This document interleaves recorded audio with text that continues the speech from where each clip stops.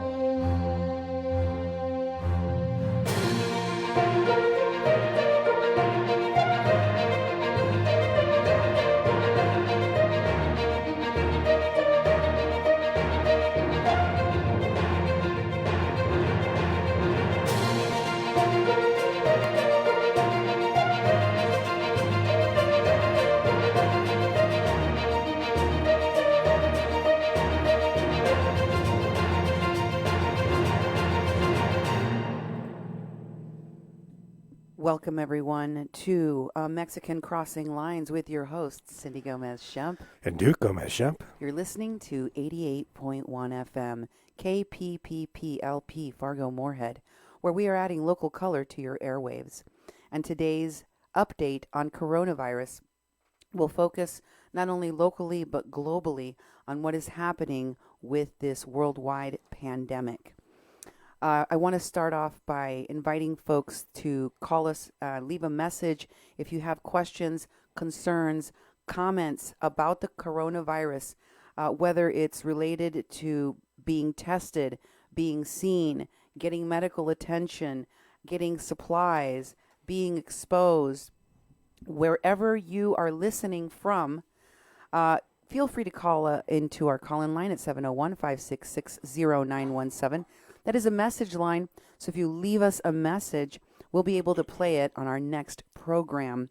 You can also tweet us at media_PPP. You can email me at cindy@kpppfm.com or duke@kpppfm.com. Also, if you're not driving and you want to join in the comments of our Facebook Live video, you can follow us on social media. Duke, tell them how to get a hold of us on social media and support the work of this local station. Well, thank you very much for joining us. And you can find us at 88.1 FM Fargo-Moorhead on Facebook. And we also have Mexican and the People's Press Project as Facebook pages. But this specific program is being aired on 88.1 FM Fargo-Moorhead. Also, if you'd like to check out our website, you can find us at kpppfm.com, and there you'll find most of our shows. Past couple I haven't put up on the website yet, but all of our shows dating back to when we first started doing podcasts before we actually did radio and had the radio station. That's kpppfm.com. You can also make a donation because we're a nonprofit organization. You can go to kpppfm.com/donate, make a tax-deductible donation, support the work of our station, that you'll get programming like this that we're doing on a daily basis to keep people up to date and keep people informed with real information. Yes. And I want to talk real today. I really want to have a heart-to-heart with our audience, not just here in the Fargo-Moorhead metro area, but in the entire United States. Wherever you may be listening from, whether you're in the UK, in Canada, or in Mexico, I need you to hear the importance of social distancing. We're going to talk more in depth about it. There seems to be a lot of confusion among the public as to what exactly social distancing is. Exactly. But first, I want to give you the stats on what is happening with the coronavirus in the world. This comes from, excuse me, the global cases by Centers for the Systems, Science, and Engineering at Johns Hopkins. They're giving us a total confirmed cases of 214,894.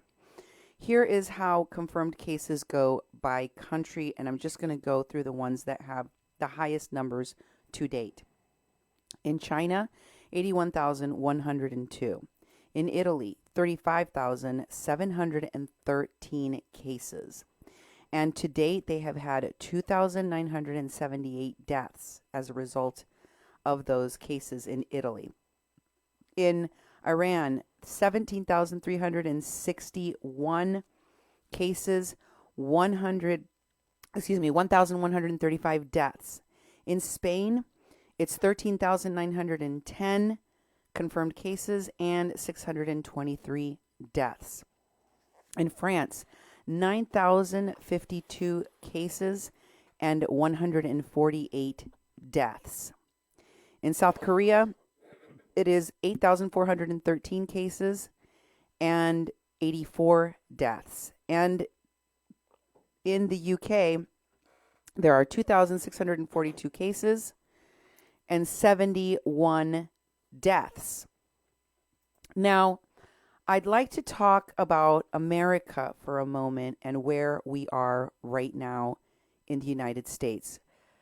The numbers have jumped incredibly from yesterday's count to 9,235 cases.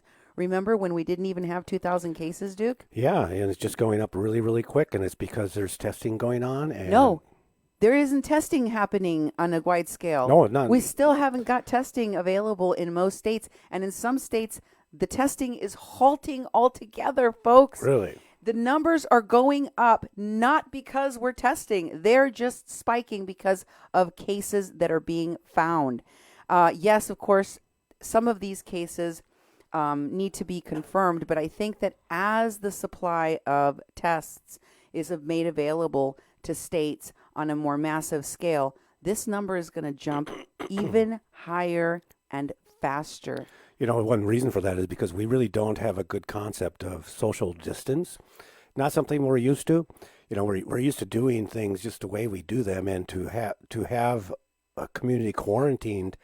You know, we went through something like that when they had a flood here, where we had basically no one going to work, people staying home, but people could still go out to the store. They still went to the bars. They still went to the neighbors. They still walked around in public places.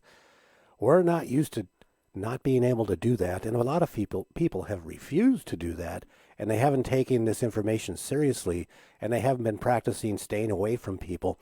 And every day we find out something new of how this is spread, and it's worse and worse and worse. That the contact is so minimal that we're not used to living that way, and that's really added to people catching this virus.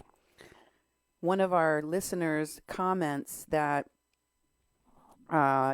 By the way, thanks for your comments, Kim. Keep them coming. Kim says, we had one die in-home quarantine. A person died in in-home quarantine in her state. And they won't test unless you have traveled abroad. And, you know, this is the problem. There are not enough tests in order to test the people that are showing symptoms. There are not enough tests yet made available, so they're only testing people who have traveled abroad and are showing symptoms and are in a lot of these are severe cases. Every single day I am hearing of dozens and dozens of cases of people that are showing symptoms, and even those who are at high risk that cannot get tested.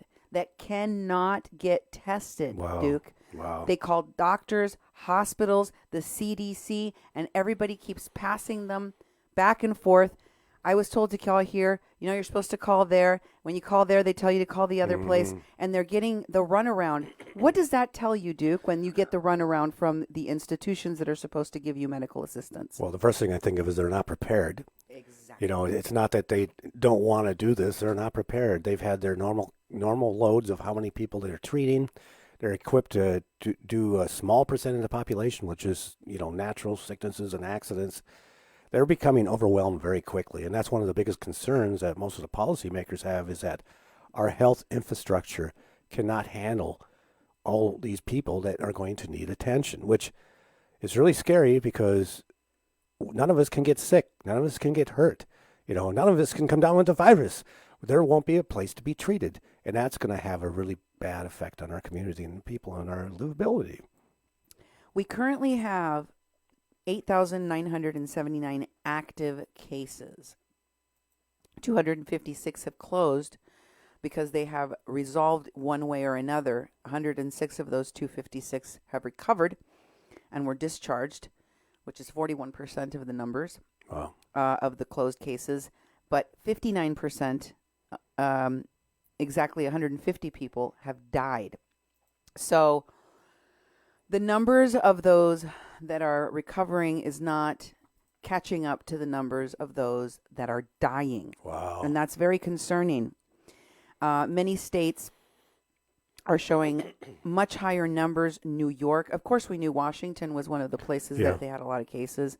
They're still at 1,187 cases. They've had 175 new cases, 67 deaths. 12 of those were new deaths, and 89 recovered. In New York, they're up to 3,041. 1,335 of those are new cases. 20 total deaths, 7 new, and 1 person recovered, Duke. 1. Wow. Out of all of those. Yeah, that's very, very stark. It's very stark. In California, the total is now up to 832. 125 of those are new. 16 are deaths. 4 of those are new deaths, and only 6 people have recovered. Here's the other part that's really scary. In New Jersey, Florida, they have had each hundreds of new cases. In New Jersey, 160 new cases. In Florida, 121, and 0 recoveries in either state. That also goes for 0 recoveries in Louisiana, in Colorado, in Georgia, in Texas, in Pennsylvania, in Michigan, in Wisconsin. 0 reported recovered cases. And I know we're just getting started. This is relatively new. We are not at the bottom of this list of states with cases anymore.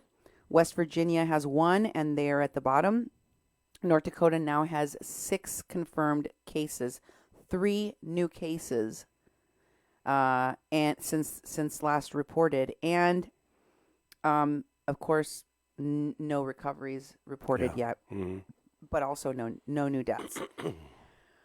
What's really interesting, though, is that the governor of North Dakota, who recently told us that by the end of this week we should have 1,000 kits, even though there's like nearly 700,000 people in the state of North Dakota, he was happy that even though we haven't done much testing, so we could really know how many people are sick in the state, that the silver lining, as he called it, was that we hadn't had community spread. Well, guess what? Dakota now has reported community spread. In this graphic that shows the report of it, you see that the new case of COVID is in Morton County. It's the first confirmed case of community spread. What that means is that the person that was found to have coronavirus did not travel. Okay. And did not know that they came into contact. They didn't have direct contact with someone that they knew to have coronavirus. What does that tell you? What that tells you, because when somebody realizes they have coronavirus, they go into quarantine, or they're quarantined. But if you don't know, And many people could be spreading the disease even without knowing that they have it and without showing any symptoms. That's how you get community spread. Okay, yeah. And we now have shown, and folks, I want to urge people not to wait in your state, in your town, in your metropolis. Don't wait for them to confirm that there is community spread. Community spread is going to happen. It is inevitable. It isn't a matter of if, it is a matter of when, and the when is now. So you have to take greater measures of precaution. Sadly, in South Dakota, they have halted the testing. The state officials there say that they have temporarily stopped in South Dakota testing for COVID because they ran out of testing supplies. According to the Department of Health's website, the state lab was able to run tests for medium and high-risk patients on Monday. However, the state did not receive additional supplies as expected,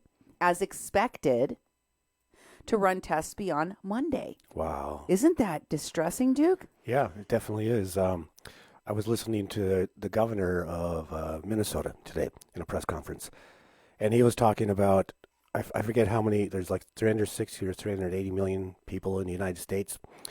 And he said that Italy, which only has like 1 million people or 1.6 million people, had more test kits and tested more people than the United States have actually tested so far with test kits. So we're like, So far, millions of more people than a country, and they've done more testing than we have with the availability of test kits. So, they were discussing it in Minnesota. They're talking about quarantines throughout the state.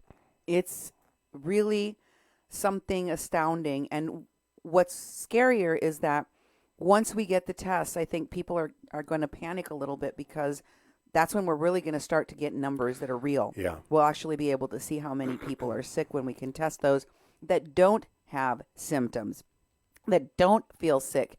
You've heard of all of these celebrities.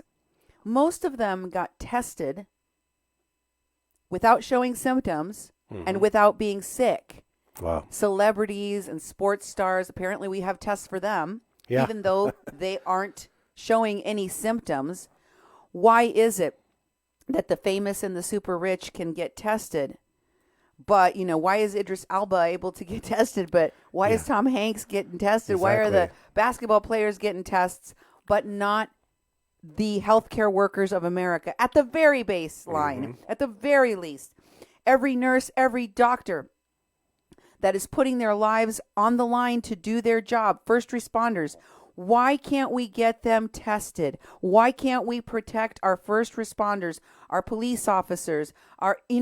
Police officers are already not responding to non-emergency calls to stop the spread of the virus, to avoid spreading the virus further.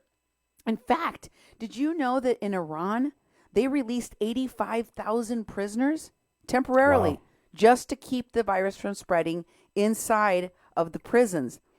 Now, they're supposed to come back at some point, but they might be a little bit hard to find, is That's my right. guess. Yeah, hopefully they live, and here locally they're talking about releasing prisoners from our county jail over here in Fargo, and they're showing footage of the jail, and everybody's in the jail together, and they're not testing over there, but they're talking about having low-end offenders, people that couldn't make bail. They were sitting in jail waiting for their trial date to let a bunch of people go. But they're going to have to take a bunch of people over to the courthouse, and they're going to have to, and the way they do that, they bus them over. They have a lot of people close together and run them through court, or they do it all video. It's another, they're even trying to do the right thing. It's going to create even more exposure for people. Charlene writes in from Louisiana saying that they have drive-through testing locations for people that have a fever of 100.4 or higher, and that things are getting so bad in Louisiana that the National Guard has been deployed there. Wow. Yesterday in my reporting, I told you that the Guard has been deployed to 6 states so far. Well, in South Dakota, the news is even worse than I've told you. They didn't just suspend testing. They don't know the time frame in which testing supplies will be available from the Okay. CDC. Wow. So they have no idea when the tests will continue. And that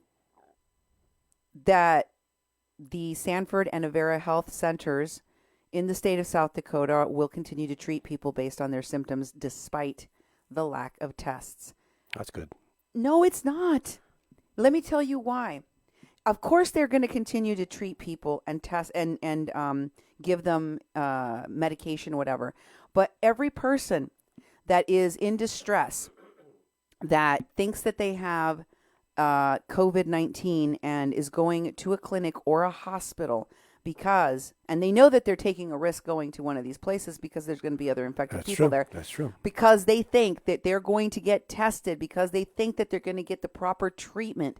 We don't have a vaccine for this. The treatment that's available right now is what they give people for the flu, and that doesn't work on COVID-19. In fact, all that's happening is that healthcare workers are being put more at risk because they don't know if the person they just treated actually had COVID-19 and needed to be quarantined, and now they could be spreading the virus to their other patients. So without the lack of tests, more and more people are going to be told to just stay home and treat their illness there. I predict that this is already happening, by the way, across the country, but I predict that the numbers of people that will be turned away from medical care because we don't have any way of testing them and we don't yet have a vaccine to help them will increase. You know, they should be doing seminars on how to treat people when you come down with this. What are all the things you do? You know, I've had the flu before, but I've not had anything that is as bad as this. So what do you do? You know, and they should be training, doing seminars, online webinars and seminars to teach the community how to treat this when we're all in our homes, because the hospitals aren't going to be any good, you know? Well, states are taking more and more precautions as the threat from coronavirus ramps up. For example, all bars, movie theaters, gyms, casinos, and racetracks have been ordered to be closed in New York, in Connecticut, and in New Jersey effective 8 p.m. Of yesterday. Right. Until further notice. The governors of all three states have announced this during a telephone briefing with media this morning. Restaurants and bars will be offering takeout and delivery service after those rules are implemented. Dine-in is not permitted, and essential businesses such as supermarkets, pharmacies, and gasoline stations can continue to operate, but public gatherings are limited to 50 people or less. What about what the president said? Yeah, 10 or less. And we are talking here, Duke, about a suggestion made by our government. One of the reporters at the press conference in which the president recommended that no gatherings of 10 people or less, or more, should happen. One of the reporters asked, why isn't this being ordered? Why aren't state governments and governors being told that you need to shut down all your supermarkets, pharmacies, all of these non-essential events and businesses? And he said, because we're not yet. Because we're not yet.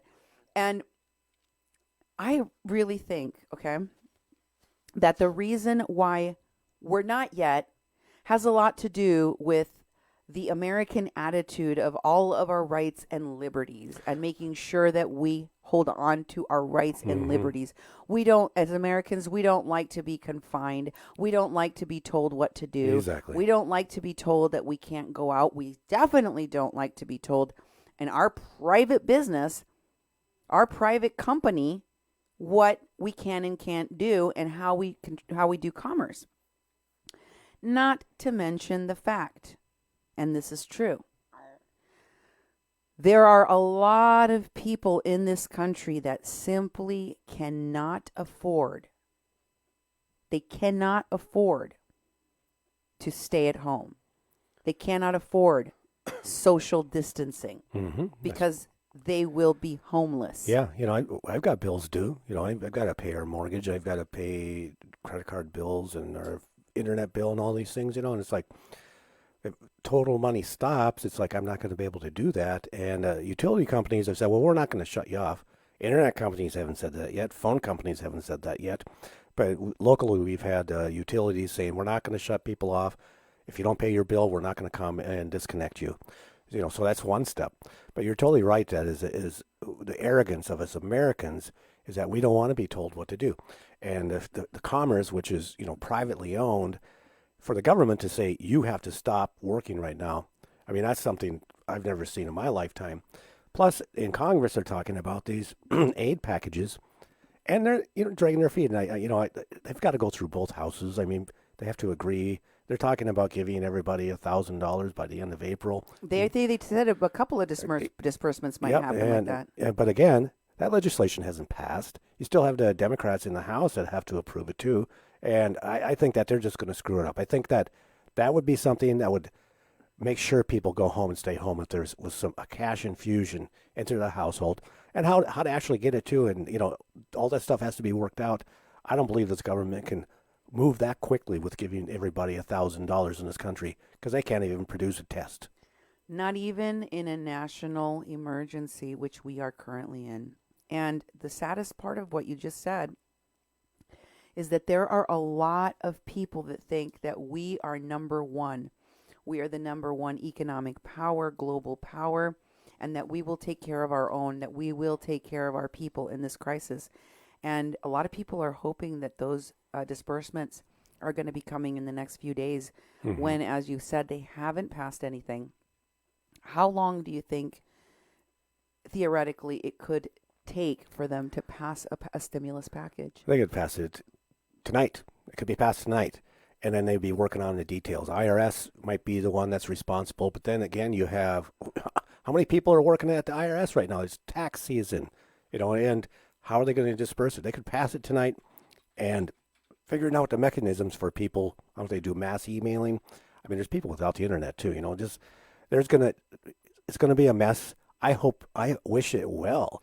I hope it goes well because, like I said, if we can calm the country. I'm going to give you some great news breaking right now. 27 minutes ago, Politico just reported that the Senate has passed coronavirus package as the Treasury proposes rescue with emergency checks. Oh, yeah. How about the House? Well, they just passed it in the Senate. Yeah, it's got to go through the House. Do you really think that the House would I mean, aren't they for the people? I hope. For the little guy? I hope they are for the people. I hope they are for the people. I'm a little bit skeptical because I've seen so much gridlock and interfighting in our current Congress, We don't have time for that nonsense right now. People need money to survive. So I hope that they do pass that through the House as quickly as possible. And Sheila's telling me that is a House bill. So if it's a House bill and it passed through the Senate, then we're good to go, right? Yeah, that would be it. It would just have to be signed by the president. Woo! There we go. And I know that the president is going to sign it. So hopefully this does turn around quickly and then it gets into the hands of people as quickly as possible. I wanted to talk about the flattening of the curve. This is very, very important.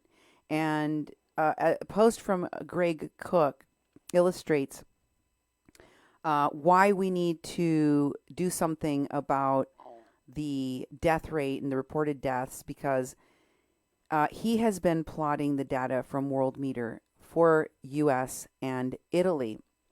This post from Greg Cook states that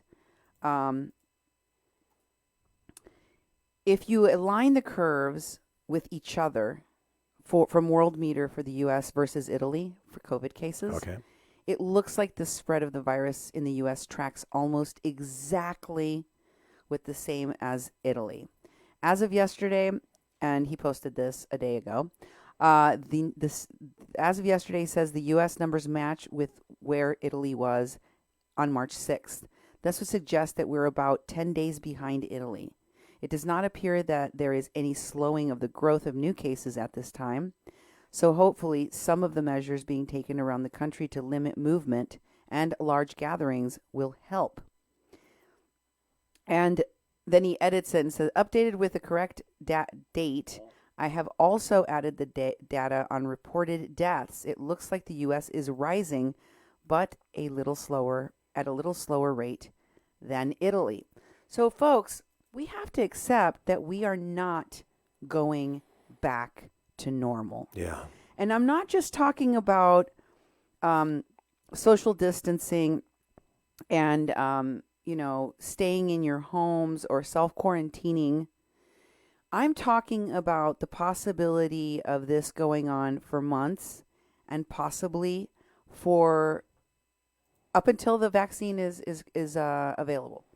Up until a vaccine is available, because social distancing is misunderstood. Mm-hmm. In the first place, I have seen posts locally in my community where people with even hashtagging social distancing are talking about their version of social distancing, and it includes things like sharing or sending over a round of drinks to the people on the other side of the bar, hashtag social distancing. But you're at a public place with other people, and every time you go out unnecessarily, you are putting yourself and more vulnerable people at risk. What is anything that is unnecessary? You have to think of it like this. Okay. What are mission critical trips? Trips that you need to survive, whether that's to get fuel or food or medicine. Yep. Other than those things, do you really need that course? Do you really need that drink? Do you really need to go to that concert?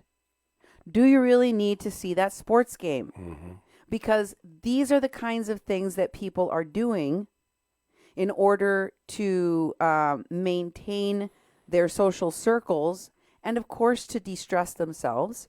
Right. And plus, it's difficult because I didn't leave for 3 days, of this week, and then last night I had to go to the store and get some more groceries and toilet paper, which are out of, and it's like I waited till 9 o'clock at night at a store that, when I drove by the other day, there was 1,000 people in there, and there was only about 20 cars there. So I thought, there's about 20 people in here. And I walked in, and they had hand sanitizer wipes right there at the door, so I grabbed some of those. Then I went around the store and got the things I needed, and I saw a few people, and we all just kind of looked at each other and, stayed a long ways away from each other. All the checkout people were just standing there waiting for people to go through the checkout. And I got her stuff, and I went through the checkout, but then I started thinking, the checkout people are handling stuff. They're bagging everything for me. And I thought, well, put it in the paper bags. And then I brought some of our own plastic bags along. Opposite of what we usually do, usually have paper instead of plastic. Had them put them in paper bags. I had brought some Hilux wipes with me. And when I got to the car, I took everything out of the bags and wiped them all down and put them in the other bags and threw away the paper bags. And I thought, and it took me a while just to go shopping. Yeah. And so one of the biggest things I'm concerned about is what happens when we run out of food? How do we get more food? I don't want to go to the store. They have online delivery, and they charge, for that too. But again, the person's bringing it over, and it's all been handled. That's an option for us. I've actually done that. That's why I didn't have to leave for 4 days. But I'm very concerned that everybody's options are going to change, and how are we going to do food distribution, because that's the most necessary thing we need if we're going to sit in our homes. Exactly. And I hate to be critical, but I think it needs to be said, because we are in a pandemic and we are fighting for our survival. We need to be good examples of what social distancing really means. If you've been paying attention to governors and world leaders like our president, and the press conferences that are being held across this country about the coronavirus, the numbers of people that are in those meetings standing around waiting to be questioned or going to the podium is slowly dwindling, to the point where you have some governors signing bills like our governor Waltz in Minnesota all by himself. Yeah. Where last week he had a room full of people for Mm-hmm. the traditional bill signing ceremony. And this is the thing: when you have our president saying to our country that you need to practice social distancing and that you shouldn't be gathering in groups of more than 10 people, and you got 10 people on the stage around you, Yeah. you're not teaching by example, and this is where we need to do that. They're telling people not to touch their face, and then they go and touch their face in the same breath. Mm-hmm. They're telling people, the president was congratulating people in the press corps for practicing social distance, and all they had was one seat empty in between the reporters. That's not social distance. Even the 6 feet recommendation is not completely safe. Remember, folks, we don't know enough about this virus and how it is transmitted. We just learned yesterday that just like paper and cardboard, where the COVID virus can live for up to 3 hours, it can also live for that long suspended in the air. So if you thought that as long as you wait for, say, your supermarket to look pretty empty for a while before you go shop there for your food, and you think that, an hour or so after the rush you can go shopping, you would be wrong. Yep. You might be walking into a air space that is filled with COVID-19 that is lingering in the air. So are face masks going to be an important thing right now? Yeah. Heck yes. And rubber gloves. Face mask and rubber gloves, even if you're not sick yourself. If you're sick, of course. If you have a cough, wear it. But right now, it's not a bad idea to wear it even if you're not. You're not feeling ill right now, but you wore a face mask to cover your face Yep. and nose. And my scarf and my hat, and I was like bundled up, and it got pretty warm. But again, it was, and having the gloves, it's just, but it's still, I have this eerie feeling just because it's so spreadable. Am I taking all the precautions that are actually going to work? I don't even know if what I'm doing is actually going to work. But, that's why I think we need a better solution. Yes. But, we have a lot of folks that are looking for cues around them. Okay? Even in places like San Francisco or New Jersey, places where they have given people a curfew, where they have said everybody needs to stay in their house. It's now going to be considered a crime if you're running around town and you don't have permission from the police or an emergency. Wow. Even in places like that, people who are concerned about their jobs, who are concerned about, doing things that they think will put them in a better position when the pandemic is over. They're looking for cues around them. If they still see people congregating outside and acting like it's just another Tuesday, they're going to feel like they should do the same. So we all have to exercise discretion right now. Social distancing doesn't mean that you, elbow bump all your friends when you see them down at the Dungeons and Dragons game. You don't go out to the Dungeons and Dragons game in the first place. Social distancing doesn't mean that you sit across the bar from your friends at the local pub. It means you don't go to the local pub anymore.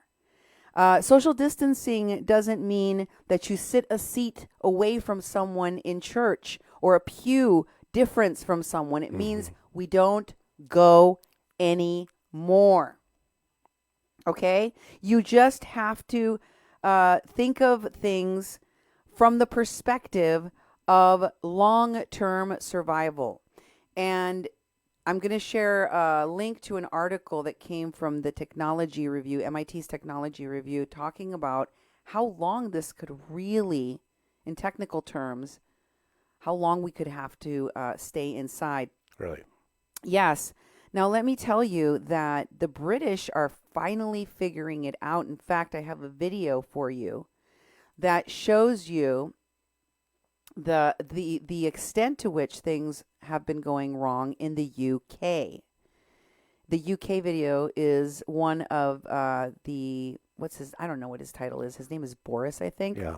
But here are some of the new implementations that are happening as a result of the COVID virus expansion in.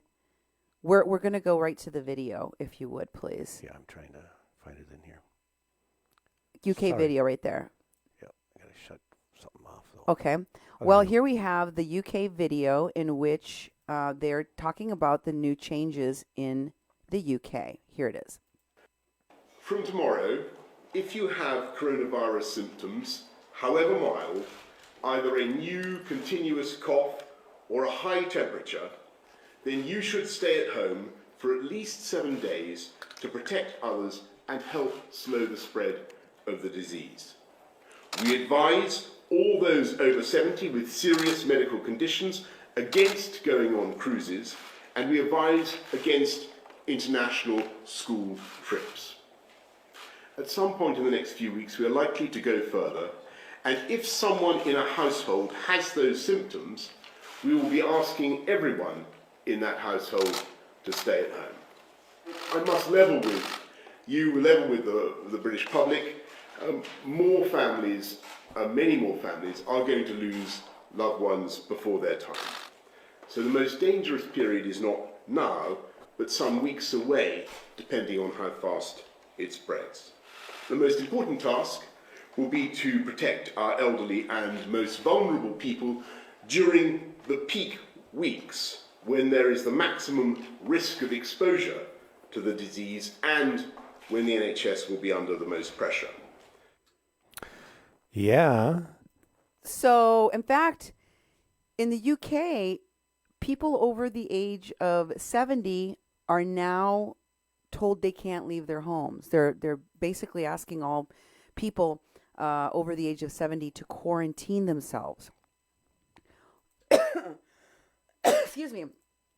And I think that the quarantines, I mean, it's a big issue. And I didn't catch all the press conference today on how Minnesota's going to do it, but they're talking about quarantining everybody in the state. They closed the the government buildings in the legislature. And then a health official got up and he said, well, what's really difficult is a lot of our health programs are run through these state-owned buildings, and those are closing. And so today they closed down, basically the House building was closed down. These are where the legislators have offices. And it's like they're still making laws. How are they going to even pass laws to do the regulations and get the job done for us as citizens if they can't be in the same room together? So there's some really big hurdles. And also in the communities is like, how are we going to enforce people being curfewed, and being isolated?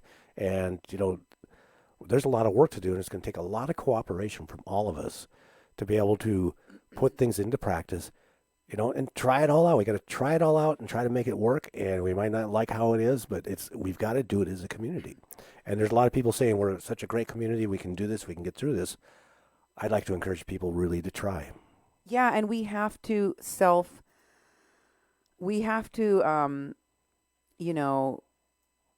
a good example. Call other people around you on the carpet when you see them doing socially irresponsible things that put others at risk.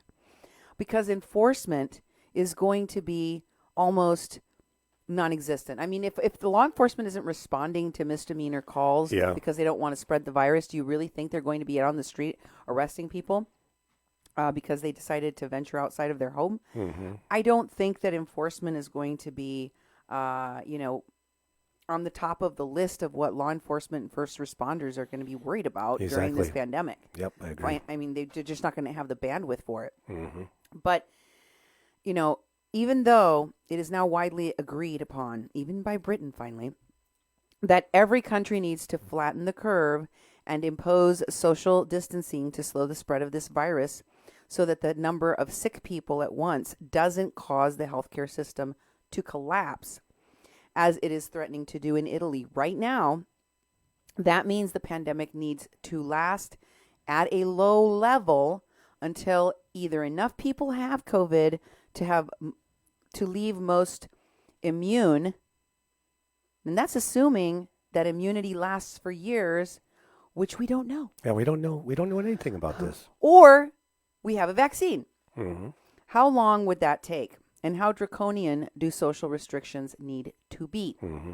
Well, the president announced those new guidelines of 10 people, limiting gatherings to 10 people, saying that, quote, with several weeks of focused action, we can turn the corner and turn it quickly, close quote. In China, 6 weeks of lockdown are beginning to ease now that the new cases have fallen to a trickle.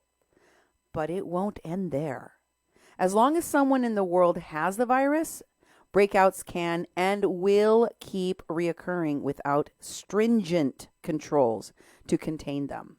In a report yesterday, researchers of the Imperial College of London proposed a way of doing this.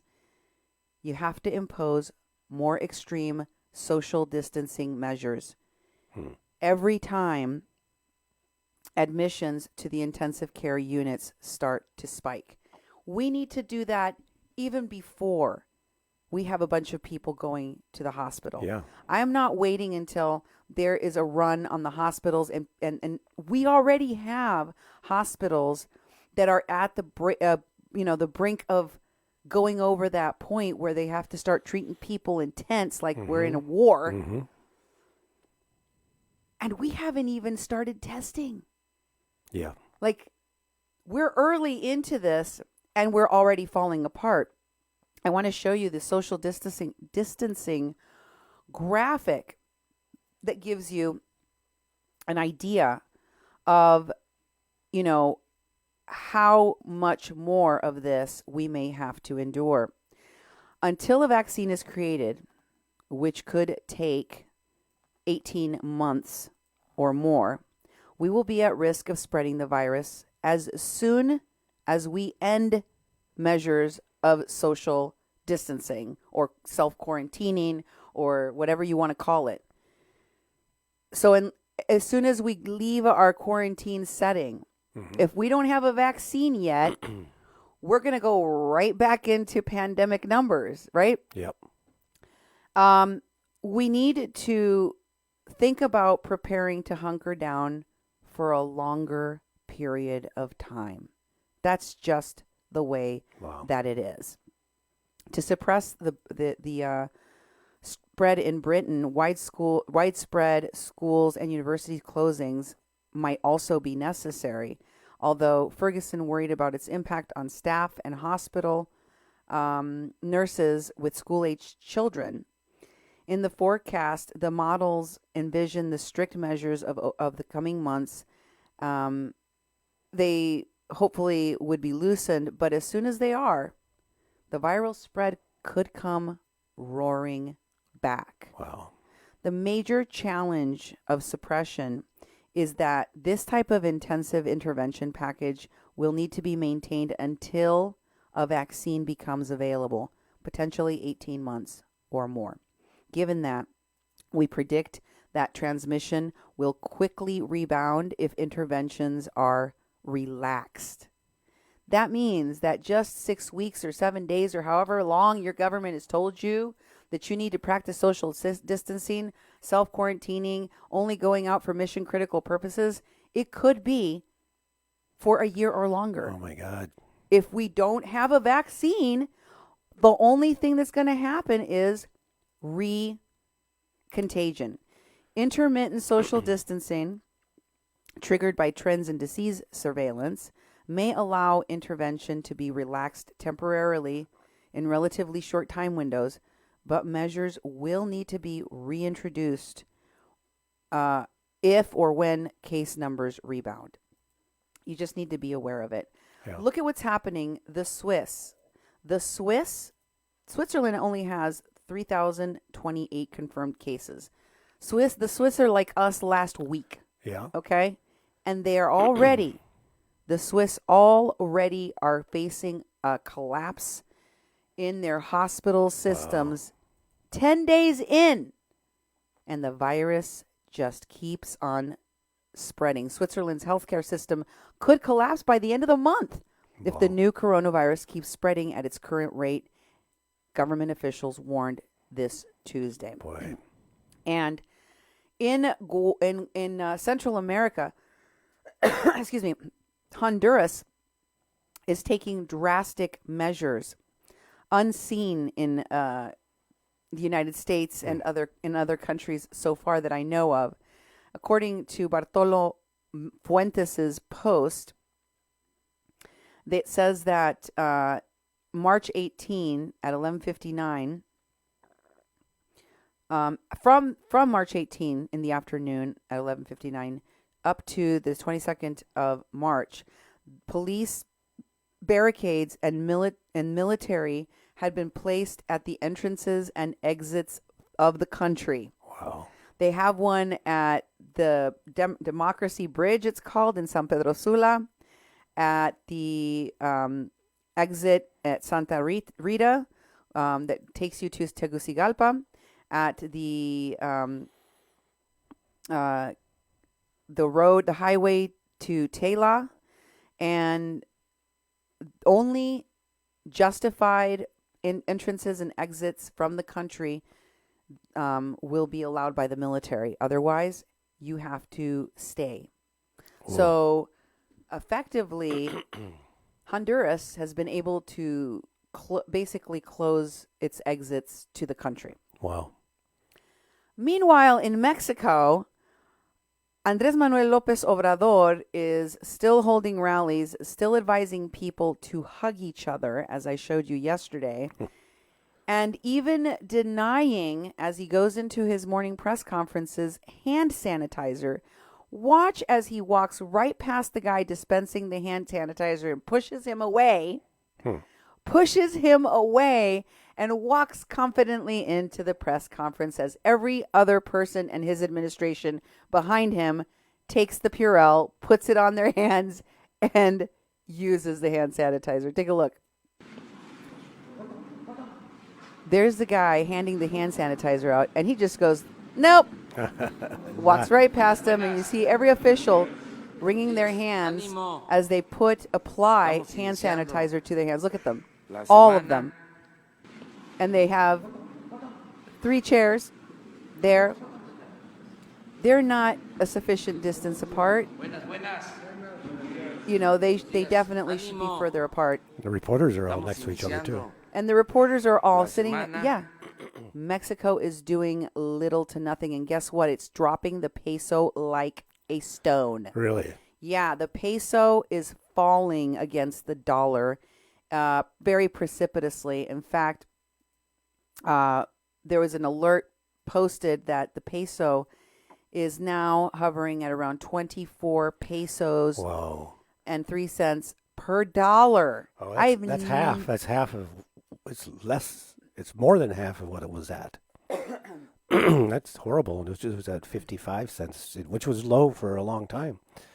You know that. I've never seen it even at 20. Yeah, this is really and horrible. And it's been close to 20, 18, 19. That's pretty good. I mean, if you're an American citizen spending dollars in Mexico, yeah, you get a lot of bang for your buck. But now, I mean, the peso is really plummeting. And why?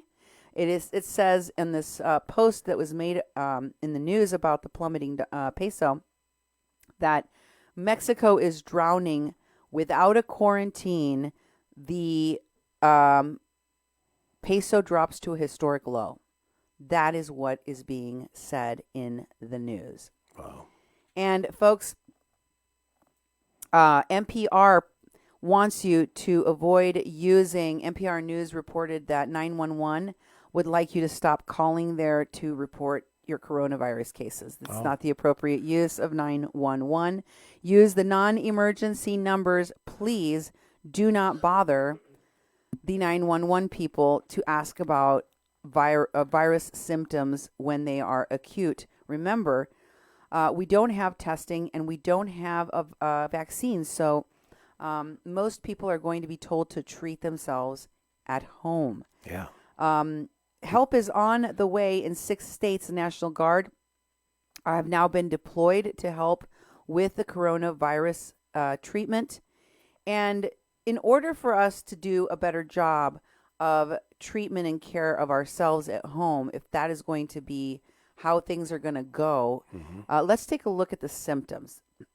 The symptoms of coronavirus are not like the symptoms of the cold or a flu. How are they different? With coronavirus, you have a fever present where you don't usually with a cold. You sometimes can have a sudden onset of fever with the flu, but with COVID-19, it's gradual. And the fever goes up incrementally, slowly, okay? So it starts with a very mild fever. With the flu, you can have a sudden onset of a high fever. It just jumps to 102, 103, whatever. With COVID, it starts like low 90, high 90s, and then it just creeps up on you, like, a little bit at a time. With the flu, you can have a sudden onset of fatigue. With COVID, you might have some fatigue that increases over time. Okay. And with the cold, you could also have some fatigue.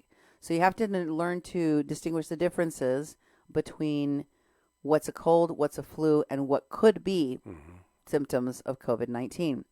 You also have a cough with a gradual onset cough with COVID-19, but you can also have that with the flu. And you can obviously have that as well with a cold. Sneezing is usually not present in COVID-19, Right. although it is in a cold. Aches and pains in COVID-19 will gradually grow. In fact, usually in the beginning, they're not present. They're present toward the end parts of the virus. In the flu, however, you could have a sudden onset of aches and pains. So if you have a sudden onset of aches and pains right from the get-go, it might be the flu. Because it's very gradual and it doesn't usually happen until the end of the disease process for COVID-19. Stuffy or runny nose is usually not present with COVID-19, although it can be present later on in the disease process. With the flu, you do have it. You do have it. Sore throat, yes, but again, it's a gradual onset. So in the beginning of the coronavirus, you have very mild sore throat symptoms that gradually get worse and worse and worse until they're almost unbearable. With the cold, you'll have a sore throat right from the beginning. Oh, yeah. And you could also have a sore throat suddenly with the flu. Diarrhea is usually not present with a cold. It can be a sudden onset with flu. And in some cases, especially people that have stomach problems, diarrhea could be present, but it usually doesn't happen until later on in the virus life. In the life of the virus, it's halfway through or toward the end. COVID-19 does present gradual onset of headaches as well. And of course, shortness of breath. Oh, okay. Usually with the flu, and this is the biggest telling sign, with the flu, you don't usually have the shortness of breath. This is a respiratory virus. Yeah. This is a respiratory disease, and it attacks the lungs. So that is one of the most important components. If you know somebody that shows the signs of a flu but also has shortness of breath, they might need to get tested for COVID-19. But we need the latest information. Reuters recently released new information telling us that the coronavirus can persist in the air for hours. As I was telling you earlier, the highly contagious novel coronavirus that exploded into a global pandemic can remain viable and infectious in droplets in the air for hours and on surfaces for up to days, according to a new study that should offer guidance to help people avoid contracting this respiratory illness. Now, I want to get to what some of the misinformation or some of the propaganda of opportunists that are taking advantage of this pandemic as any, natural disaster or world issue is co-opted by many unscrupulous people. That they have other goals in mind. I showed you that some of the people connected, one of the surrogates for the Bernie Sanders campaign was posting some very interesting, posts related to the coronavirus and what the messaging was behind that. I'm going to show you more of what this messaging is about so you can be aware of it, so that you can see what it is that's in the Kool-Aid they want you to drink, and then you won't consume it. Here's more of Jeremy posts, which include one about Biden choosing a VP. But this one, it kind of shows you how, really they kind of want to see our country burn. Yeah. And Jeremy says, this country deserves the plague. I'm effing over it. Wow.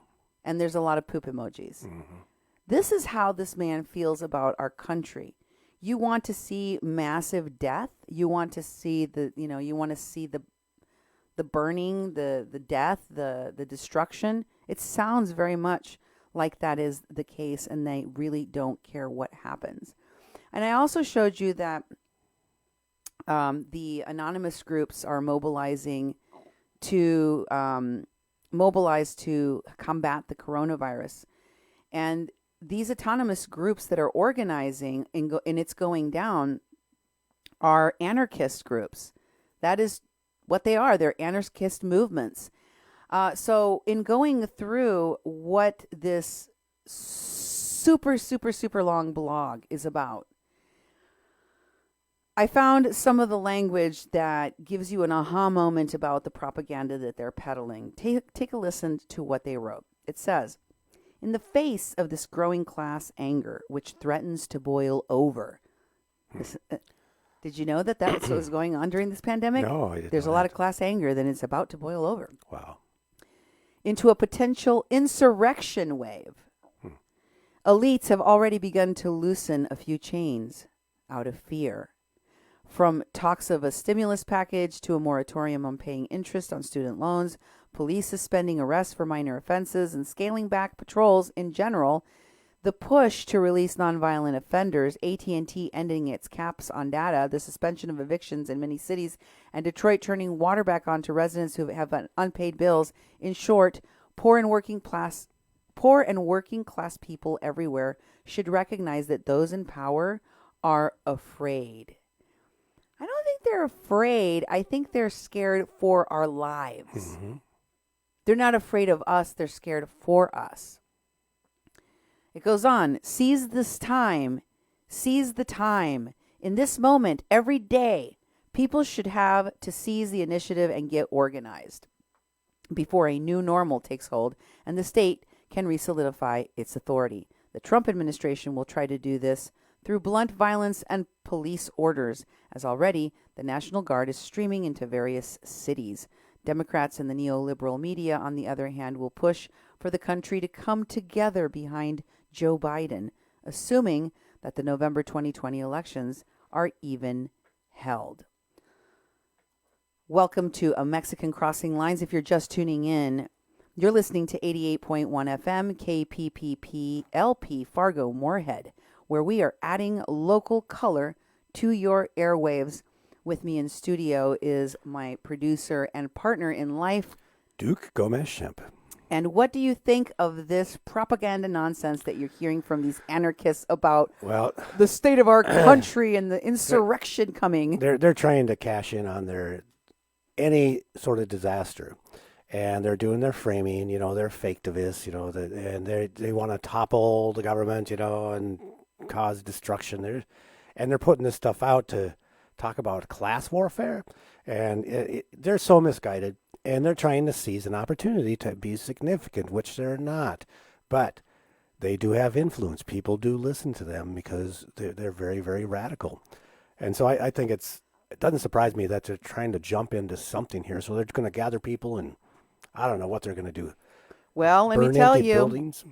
I have some idea what they're going to do. Thanks, Pebble, for your message. She says anarchists and Antifa are using coded language to communicate. Oh, yeah, they're definitely using codes. Cherie says, great show. Thank you very much. We appreciate all your comments. Again, tell folks how they can call in and leave us their questions, their comments, and follow us on social media, Duke. Well, right there at the bottom of the screen, but if you're listening on the radio, Yep. we have a call-in line. It's 701-566-0917. It's a message line. It's a message line. You can leave a message up to 3 minutes, and we'd love to hear some messages from people and play them on our shows. We're going to be doing these shows daily and as much as we can, and getting this information out and getting the newest information available out to the people. You can also find us on Facebook at FM 88.1 FM, Fargo Moorhead.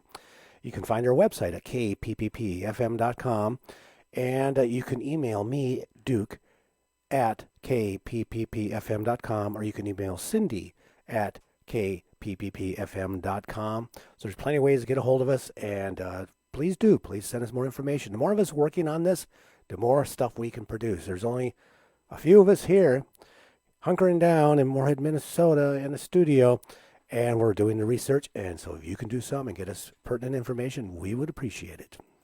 Very much so. Now, I want you to know that one of the things they're promoting, the anarchists, Antifa people, as part of their work for the coronavirus, is the Mutual Aid Initiative.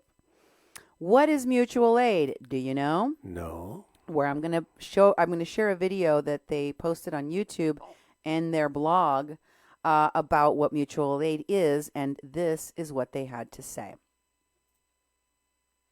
Breaking the window.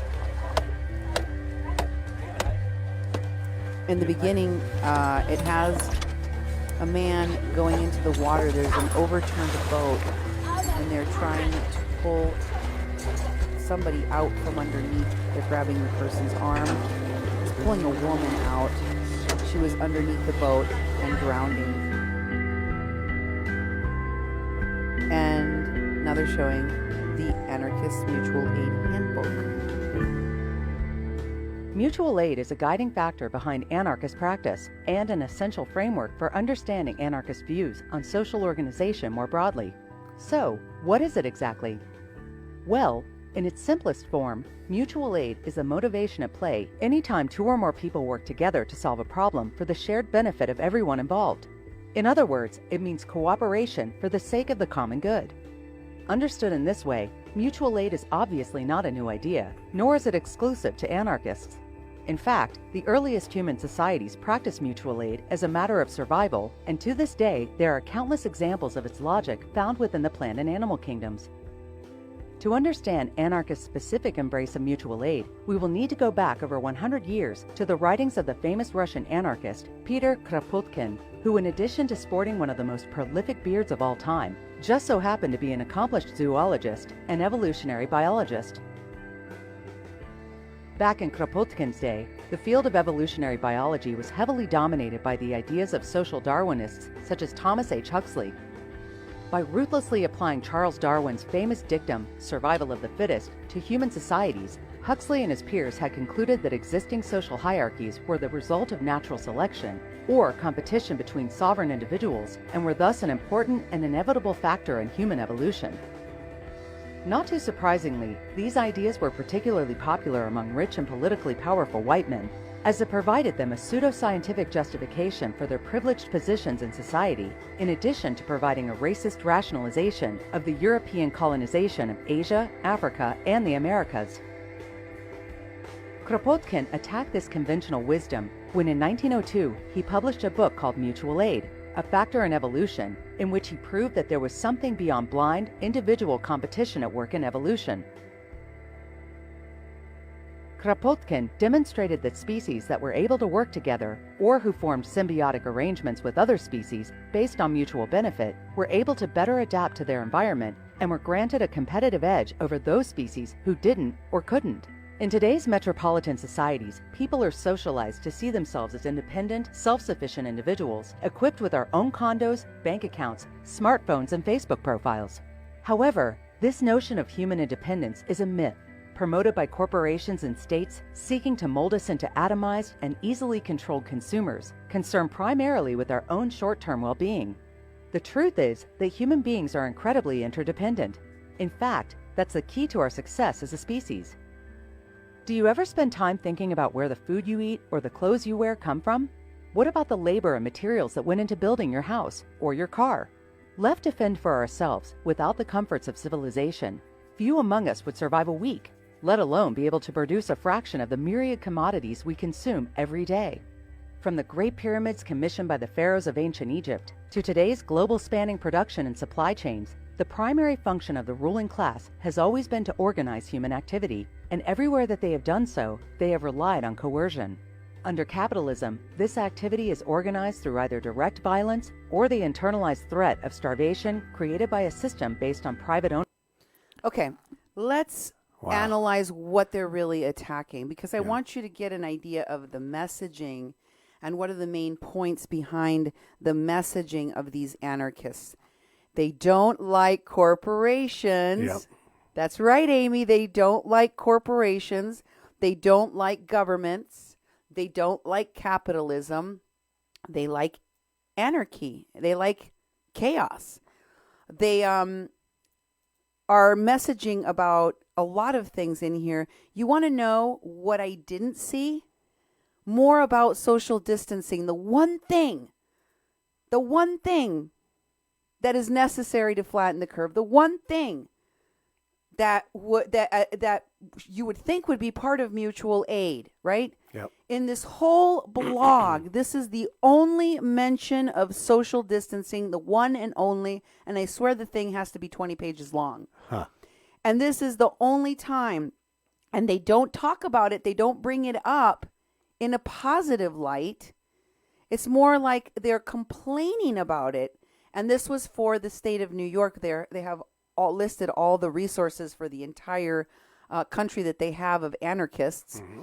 And it says the Friends of Westcott Mutual Aid Group in New York, in Syracuse, are looking for ways to help those in our neighborhood who have been affected by COVID-19. Some people in our community may have health risks. Others may be financially affected due to social distancing. Huh. This includes employees at several businesses in our neighborhood that rely on people going out to eat and to drink. So they don't see it as, like if you're affected by social distancing, call the anarchists. Yes, exactly. And what are they going to do? Come drink with you? I mean, I'll come stand on your couch and eat your food. You remember Terrence Daniels, the fraud that was taking money for people to help with the wildfires in California where he wasn't even located. Yeah. Who took money from people after the hurricanes in Texas, in Florida, and then later in Puerto Rico. Well, these opportunists will cash in on anything. Mm-hmm. They're shameless in that way.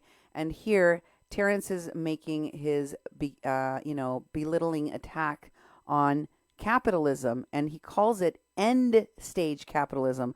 I don't know if these are our police officers, but we had a very similar scene in our community in West Fargo at the Costco where police officers were deployed to try to avoid some of the scenes of mayhem that we have seen in newsreels across our country of people ripping toilet paper rolls out of each other's hands, acting like it's Black Friday, steamrolling over each other, and more importantly, taking too much toilet paper. Yep.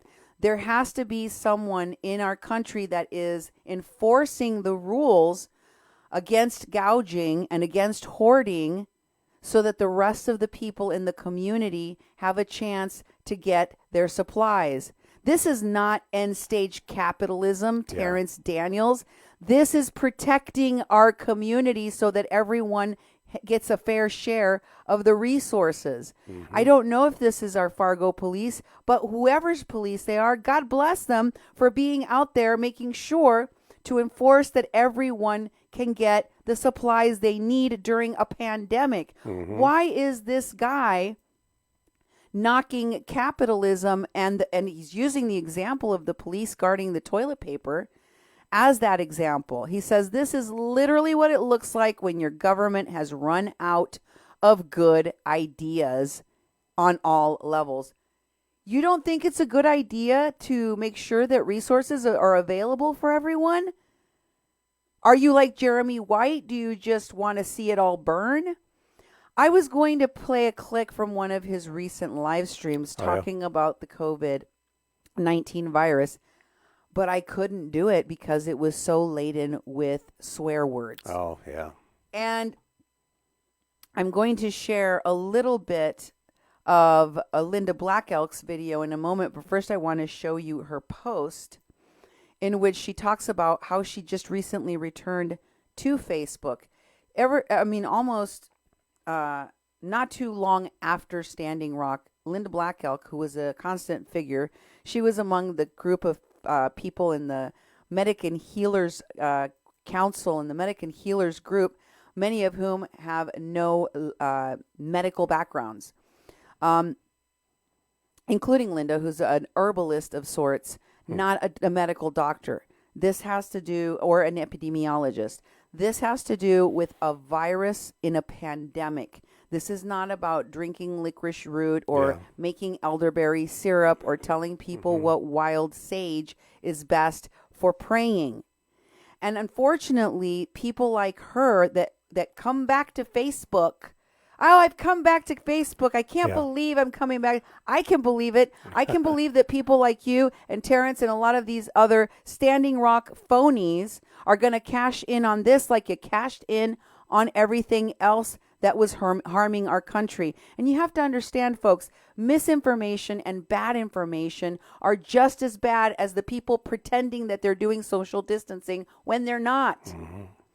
Here's a little bit of her video. And remember, this is all for self-aggrandizement. This is for her to position herself as a knowledge holder, as a tradition keeper, as someone to look to in time of crisis. But she's giving out wrong information. Listen for yourselves what she said just a couple of days ago. Also very important, washing your hands, as we've said. Coronavirus does not spread very well through the air. It's more a matter of touching surfaces and then touching your face. So anything that you can do to remind yourself not to touch your face is also a really good idea. Burning sage, if you have Artemisia species handy, burn those all around your home to get rid of airborne bacteria and also to eliminate viruses on in the air and on surfaces. What? Various teas that you can drink. First of all, I recommend. So those are some of my recommendations. Those are recommendations that also came from really amazing herbalist friends of mine and other knowledge holders, elders that I spoke to on various reservations. Some people are also recommending cedar tea and burning cedar, and I think that that's wonderful. I myself love swamp tea. Other people call it Labrador tea. Use your traditional medicines. Let's rely on each other, rely on our culture, rely on our traditional medicines. Stay calm, stay sanitary, and stay hydrated. I love you guys. Take care.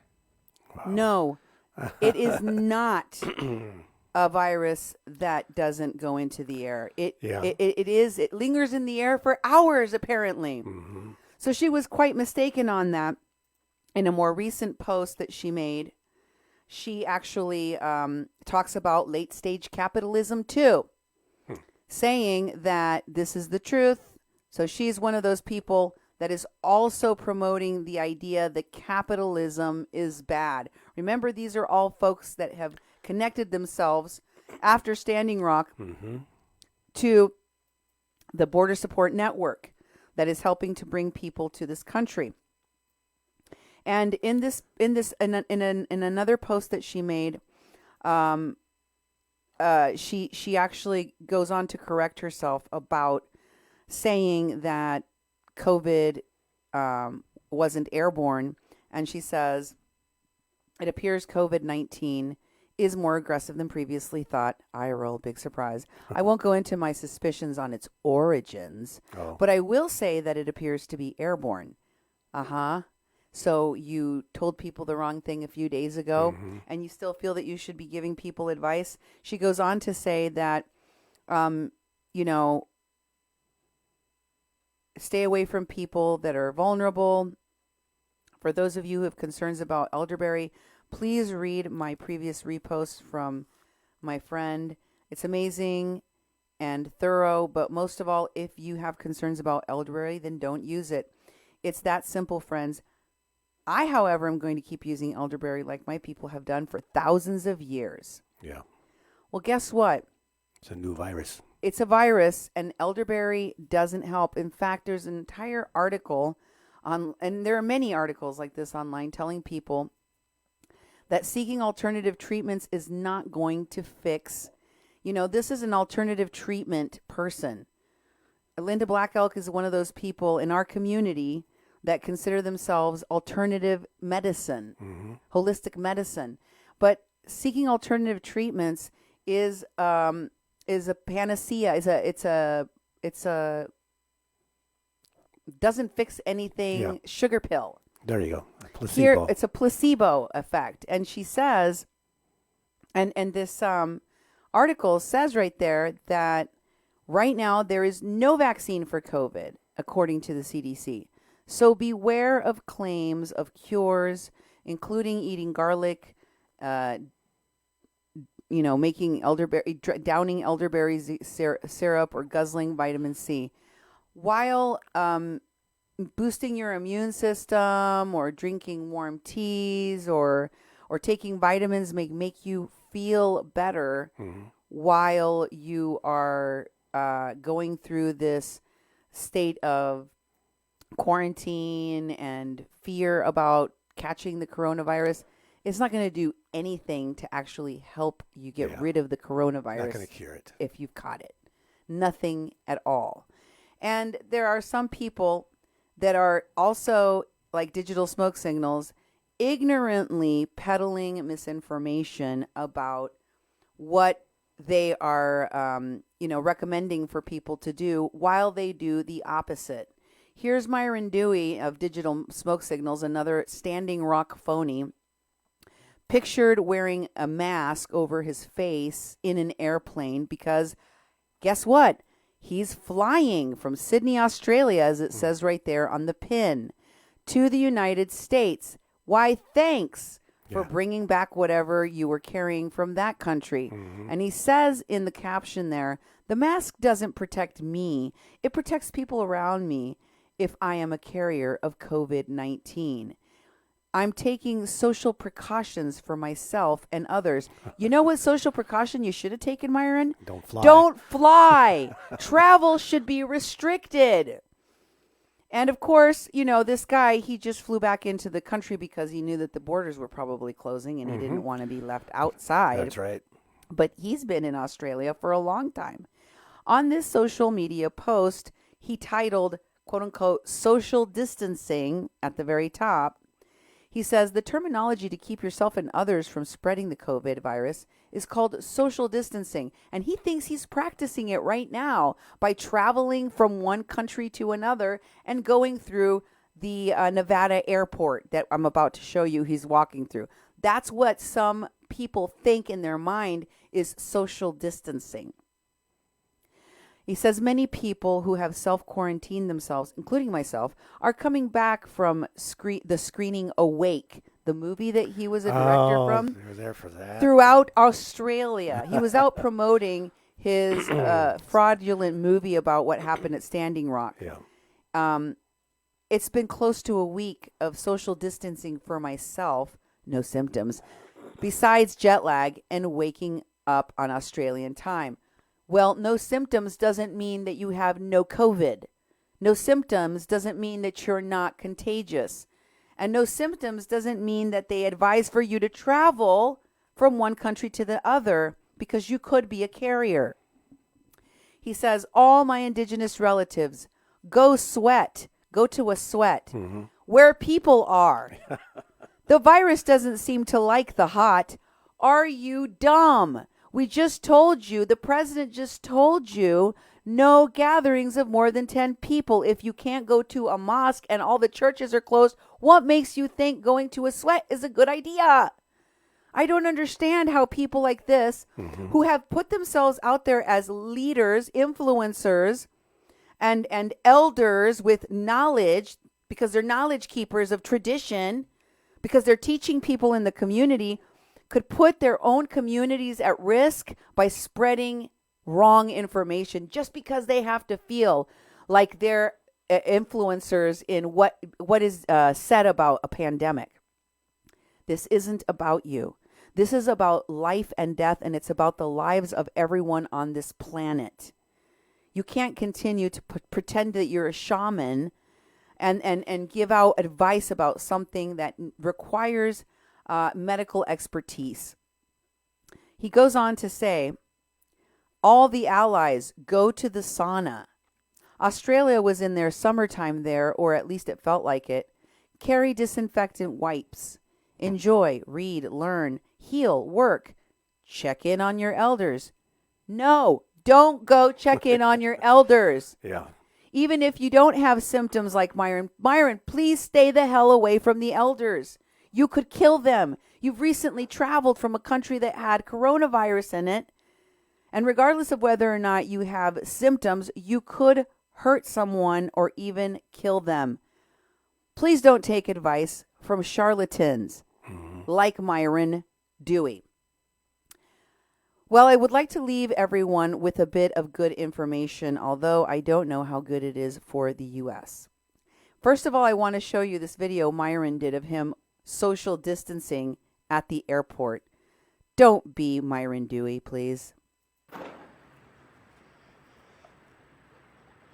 He's walking down an One of my empty. relatives from the Reno airport. There's One people of the there. best times to fly. There is no crowds, 0 people here. Best time to fly. Well, not 0. There's one lady get on a flight, and most likely any flight you take will have like 5 to 10 people on there.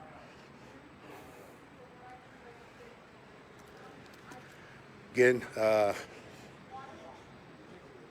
you have to make a choice on where you're flying. This is my review of digital smoke signals, the Reno airport. And as you can see, we're looking probably at a shutdown of airlines soon. So I'm here doing a pickup. And for you guys all to be aware of what we got to be looking forward to in the next few days here. So with that, this is Martin Dewey again. Digital smoke signals at the Reno airport. Just giving you guys a little update on the airline situations, people coming in. All right. Peace out, guys. Wash your hands. Hold on. Make sure you definitely It's not done. take care of Hold on. yourself. Quarantine yourself. Social distancing if you need to. We're in Nevada, so there ain't nothing out here, as you can see. And get a lot of books done, get your bead work done, and talk to you guys soon. You don't do books, you read them, unless some you're doing books. audio books. But no, it is not the best time to fly. And just because you're in a sparsely populated state like Nevada, it is not social distancing for you to fly. It is not social distancing for you to go to airports. It's just not. You can't just call something social distancing and then pat yourself on the back for doing the right thing. You are putting people at risk. A bit of good news to close out my report today is that China claims they have already come up with a vaccine. Here is Uniradio Informa's link to that article about how they have successfully developed the virus in China. And how did they do this quickly? We were being told here in America it takes 18 months. Yeah. Well, I don't know if they have done all of the work that it takes to put it out to the market, or whether they would even consider giving it to us. But according to this article, the results of the study that was done on the trials done on this vaccine showed that patients that received the medication returned a negative COVID virus test in a shorter amount of time, while those in the control group that did not get the vaccine tended to have the vaccine an average of 11 days. For an average of 11 days, while the ones who took the vaccine only had for an average of 4 days. So it significantly cut down on the length of time, and also it reduced the pneumonia symptoms. Oh, yeah. So considerably. That's Considerably. One of the worst parts about this Exactly. is the respiratory part. The trials which took place in Wuhan, they found an average of 2.5 days for the temperature to reduce receiving this vaccine, for it to go back to normal. An average of 2.5 days for the temperature to go back to normal, while those who didn't take the vaccine, it took them an average of 4.2 days to get to a normal temp. They also added that patients that received the medication were able to get rid of their cough in an average of 4.57 days in comparison to those that didn't take the vaccine, which took 5.98 days. And these, none of the people that took the vaccine showed any signs of secondary effects from the virus vaccine. So, hopefully, this vaccine will become available to the rest of the world.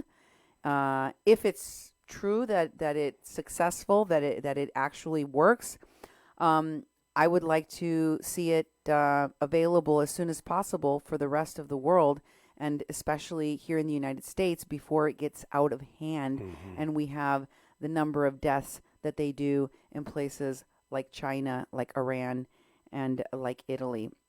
Thank you for tuning in to my update on the coronavirus and the special talk about social distancing here on A Mexican Crossing Lines with your hosts, Cindy Gomez-Schempp And Duke Gomez-Schempp. You've been listening to 88.1 FM KPPPLP Fargo Moorhead, where we are adding local color to your airwaves. Keep it on this dial. We will have more updates every day on what's going on with the worldwide pandemic. Good evening.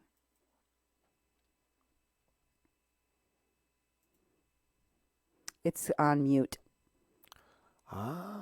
Goodbye, folks. Sorry about that.